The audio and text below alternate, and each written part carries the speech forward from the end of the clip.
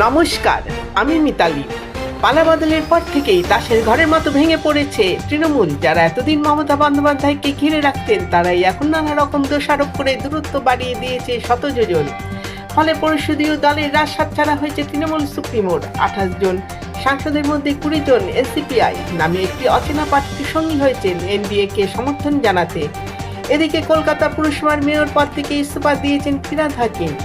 ফলে মমতার হাতে আর কার্যত কিছুই নেই। মুখে কিছু না বললেও দীর্ঘদিন ধরেই আচরণে ফিরহাদ হাকিম বুঝিয়ে দিয়েছেন তিনি আর দিদির সঙ্গে নেই।